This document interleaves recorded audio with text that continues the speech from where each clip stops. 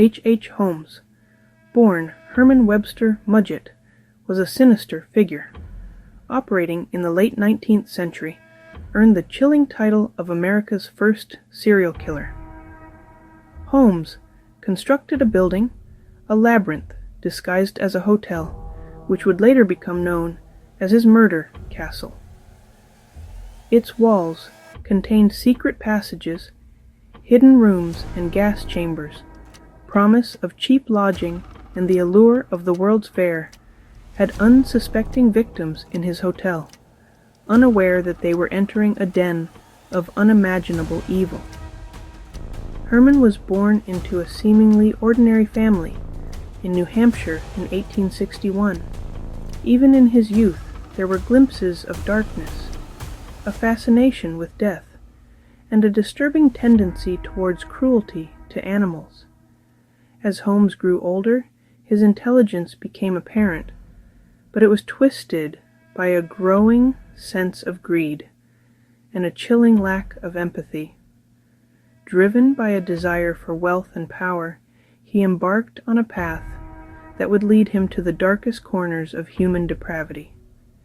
He enrolled in medical school, not to heal, but to perfect his understanding of the human body, transforming himself into a student of death, rather than a guardian of life. His charm, undeniable and disarming, became his most potent weapon, allowing him to gain the trust of his victims before snuffing out their lives with chilling efficiency. His early life was marked by a stark contrast between outward normalcy and the darkness that festered beneath the surface. Despite a keen intellect and a thirst for knowledge, Herman's education was erratic, marked by a string of expulsions and disciplinary issues. His intelligence, instead of being nurtured and channeled into productive pursuits, became intertwined with his darker impulses, creating a dangerous combination of cunning and cruelty. As he grew older, he became obsessed with death, leading him to frequent the local morgue, where he would spend hours studying corpses. Driven by a need for money and a growing sense of invincibility, he began to engage in petty theft and insurance fraud. By the time Herman left New Hampshire, he had transformed into a master manipulator.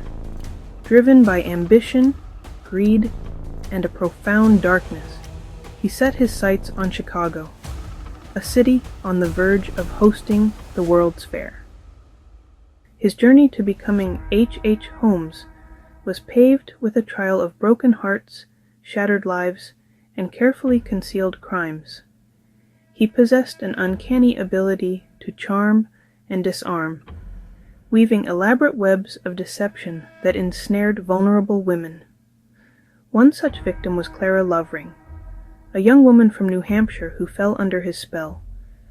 Believing him to be a successful businessman with a bright future, their whirlwind romance culminated in a hasty marriage, a union that marked the beginning of Clara's descent into a nightmare. Herman, true to form, quickly tired of domesticity, his true nature reasserting itself as he began to siphon off Clara's inheritance. When Clara became pregnant, he abandoned his wife and unborn child. Assuming a new identity, this time as Dr. Henry Howard Holmes, he drifted from town to town, leaving a trail of broken promises and shattered lives in his wake. He used his medical knowledge to perpetrate insurance fraud, often convincing desperate or terminally ill individuals to participate in elaborate schemes. As the 1880s drew to a close, his wanderlust and his insatiable appetite for wealth and notoriety led him westward. In 1886, as the city of Chicago buzzed with anticipation for the upcoming World's Columbian Exposition, the city, with its promise of opportunity and its veil of anonymity, proved the perfect breeding ground for Holmes's sinister ambitions. Amidst the throngs of people seeking their fortune, he saw not a celebration of progress, but a hunting ground teeming with unsuspecting prey. He presented himself as charming with a quick wit and an air of sophistication that belied his true nature. Holmes focused his attention on the Inglewood neighborhood, a rapidly developing area on Chicago's South Side. He purchased a vacant lot on the corner of 63rd Street and Wallace Avenue, a seemingly unremarkable piece of property that would soon become the epicenter of his reign of terror. The building, designed by Holmes himself, was deceptively ordinary from the outside, a 3-story structure that blended seamlessly with the surrounding businesses and residences. As the murder castle rose from the ground, brick by brick, so too did the whispers and rumors surrounding its enigmatic owner.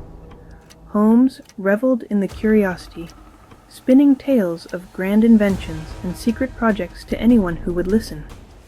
He hired and dismissed workers with alarming frequency, often paying them off handsomely to ensure their silence and prevent them from piecing together the true nature of his construction project.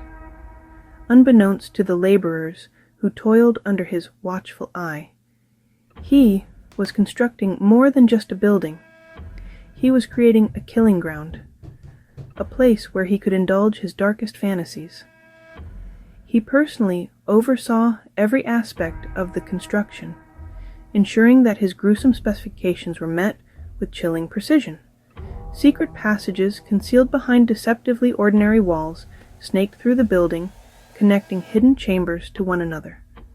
Soundproof rooms lined with asbestos and outfitted with heavy steel doors muffled the screams of his victims. He installed a massive vault, its heavy steel door outfitted with a special locking mechanism that allowed him to trap his victims inside. The murder castle, once just a twisted fantasy in Holmes's mind, had become a horrifying reality.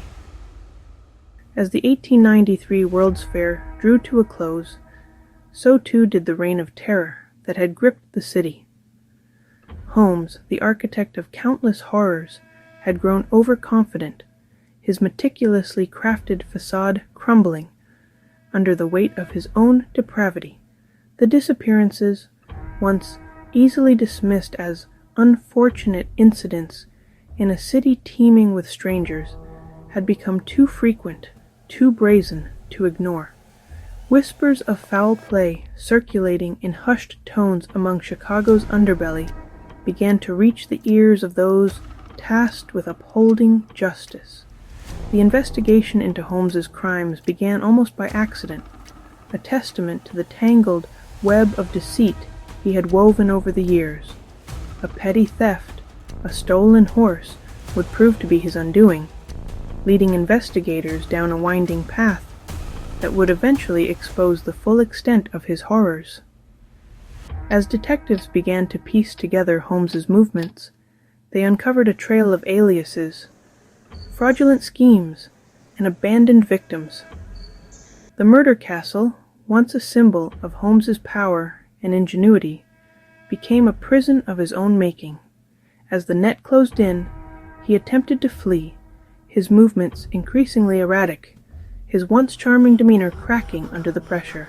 In November 1894, after months on the run, he was apprehended in Boston, Massachusetts, his capture a testament to the tireless efforts of law enforcement agencies across state lines. The man who had once prided himself on his ability to outwit and outmaneuver the authorities found himself shackled and imprisoned, his reign of terror brought to an abrupt end. As Holmes awaited trial in a Philadelphia jail cell, the full scope of his crimes began to emerge, each revelation more horrifying than the last. Investigators, armed with search warrants, descended upon the murder castle, their meticulous examination of the premises unearthing gruesome evidence. Hidden rooms outfitted with gas jets and soundproofing revealed their deadly secrets.